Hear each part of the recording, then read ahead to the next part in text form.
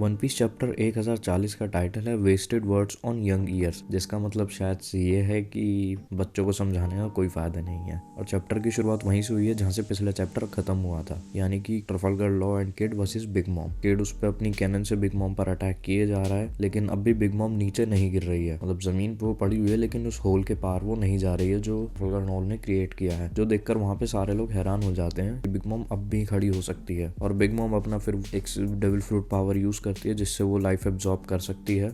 Life थोड़ी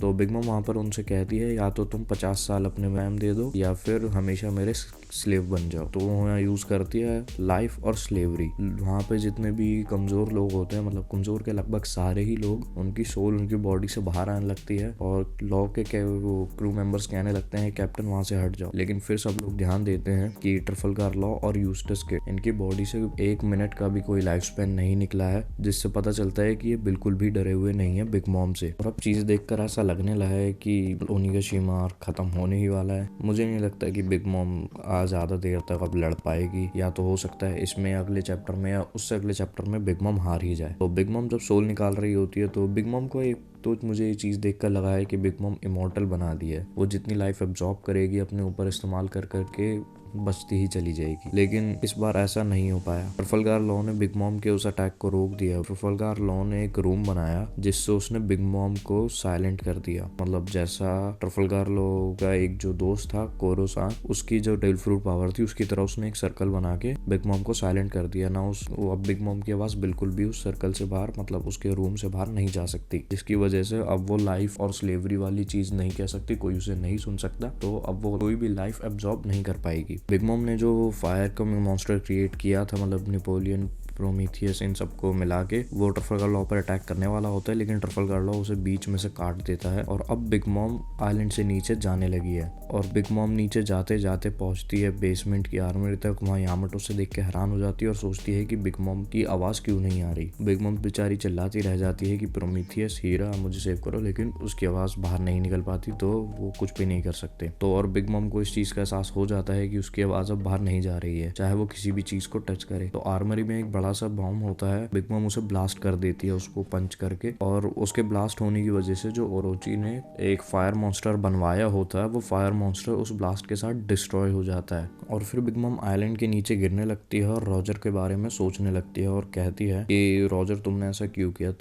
मतलब Roger की वजह से एक ग्रेट पायरेट एरा शुरू हुआ। और रॉजर तो मर गया तो उसे कोई दिक्कत नहीं है, लेकिन जो अब पायरेट बन रहे हैं, मतलब जैसे ये यंग जनरेशन हो गई, इनसे लड़ने वाले होंगे हम, मतलब जो अभी यांकोज हैं उन्हें उनसे डील करना पड़ेगा। और ये चीज हार के बाद तो सबको एहसास हो ही जाती है। और जैसे जैसे बिग मॉम ये चीजें सोच रही हैं, 3-4 पैनल यहाँ पे दिखाए गए हैं जिससे ओनिगाशिमा की सिचुएशन का पता चल रहा है। निको, रॉबिन और ब्रुक भाग रहे हैं, चॉपर के यहाँ पर एक ब्लास्ट हुआ है जिससे कि उड़ रहे हैं, जो भी हुआ है। और जोरो को भी यहाँ पे दिखाया गया है। जो सोल रीपर जोरो के पास था, वो सोल रीपर अब वहाँ पे नहीं है। मतलब हम कंफर्म तो नहीं है कि वो सोल रीपर ही था, लेकिन जो भी चीज थी वो अब वो वहाँ पे नहीं है और जोरो जमीन पर पड़ा हुआ है और उसके आसपास थोड़ा खून बिखरा हुआ है, जिससे कि शायद से हम ये मान के चल सकते हैं कि वो जो भी था वो जोरो पर अटैक करके वहां से जा चुका है, वरना जोरो के आसपास खून दिखाने की कोई जरूरत नहीं थी। जोरो वहां पर पड़ा हुआ है और उसके बाद ओरोची अपना आराम से कोमुरासाकी का म्यूजिक सुन रहा है। और उसके बाद दिखाया गया है फुकुरोजो और राइजो की फाइट को, जहाँ पर राइजो जीत चुका है और फुकुरोजो पानी मांग रहा है। और बिग मॉम रॉजर के बारे में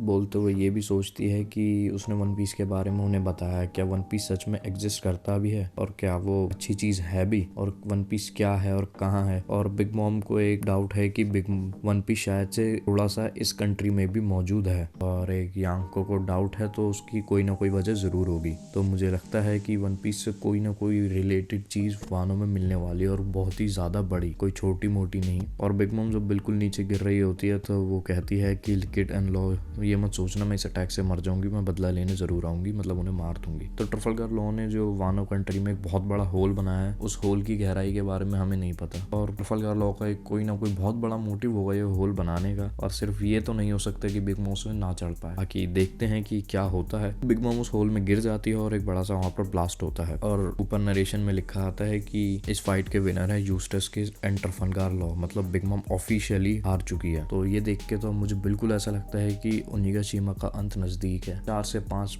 चैप्टर मैक्सिमम मुझे लगते हैं कि ओनिगाशिमा के बचे होंगे। अब कुछ ना कुछ बड़ा वन पीस में होने वाला है जिसका हमें बेसब्री से इंतजार रहेगा। हो सकता है अगले चैप्टर में ही कुछ बड़ा हो जाए। ओनिगाशिमा में काफी अब खुशी मनाई जा रही है जो एलाइज थे स्ट्रॉ हैट्स के, मतलब और यूस्टस किड और ट्रफलगार लॉ के, कि उन्होंने बिग मॉम को हरा दिया। ये एक लेजेंडरी न्यूज है, सारे लोग यहाँ पर हैरान हो गए हैं। और ट्रफलगार लॉ ने और यूस्टस किड ने बिग मॉम को हरा दिया तो ये सच में एक बहुत बड़ी न्यूज है। इससे वर्ल्ड में एक बहुत बड़ा चेंज आ सकता है। आगे दिखाते हैं चैप्टर में मोमोनोसुके और यामाटो को। बिग मॉम ने एक बहुत बड़ा ब्लास्ट कर दिया था जो उस बॉम्ब से नीचे की तरफ से ओनिगाशिमा थोड़ा तबाह हो चुका है, जिससे कि मोमोनोसुके अब यामाटो को देख सकता है और उसे यही चीज यामाटो बताती है कि बिग मॉम ने ऐसा ब्लास्ट किया। लेकिन अच्छा है कि उसने वहां पर बॉम्ब्स को फ्रीज कर दिया था जिसकी वजह से सारे बॉम्ब एक साथ नहीं फटे। और उसके बाद मोमोनोसुके उसे एक बहुत ही ज्यादा अच्छी बात बताता है कि जुनेशा वानो कंट्री के पास में ही है। यामाटो जुनेशा सुन के समझ जाती है कि वो क्या किसकी बात कर रहा है और कहती है कि जुनेशा वो बड़ा हाथी जो ओडन के जनरल में था। और मोमोनोसुके उसे जवाब देता है हाँ, वो बड़ा हाथी जॉय बॉय का कंपेनियन था और उसने 800 साल पहले एक क्राइम कमिट किया था। और यही हो जाता है चैप्टर खत्म। हमने एक थ्योरी वीडियो बनाई थी जिसमें हमने कहा था जुनेशा को मोमोनोसुके ने बुलाया, ना कि ओटामा ने। तो ये चैप्टर पढ़ने के बाद मुझे ऐसा लगता है कि शायद से हमारी थ्योरी सही थी, क्योंकि जुनेशा ने यहाँ पर सबसे पहले आके मोमोनोसुके से ही कम्युनिकेट किया है। मोमोनोसुके अब उसे ऑर्डर दे सकता है और अब पक्का जुनेशा कुछ बड़ा करेगा। और उम्मीद करता हूँ कि अगले चैप्टर की शुरुआत यहीं से हो जाए जहाँ से ये वाला खत्म हुआ है। नेक्स्ट चैप्टर ब्रेक पे रहेगा और हो सकता है वानो कंट्री ये ओनिगाशिमा आर्क अगले या उससे अगले चैप्टर में ही खत्म हो जाए, क्योंकि बिग मॉम हार चुकी है, एक यांग को हार चुकी है। तो अब जो बड़े एनिमी रह गए हैं उसमें सिर्फ काइडो रह गया है। काइडो के अलावा जितने भी बड़े एनिमी थे वो हार गए। CP0 की किसी से खास फाइट चल नहीं रही है। तो ये चैप्टर और वीडियो आपको अच्छी लगी हो तो कमेंट करें, लाइक करें और शेयर करें।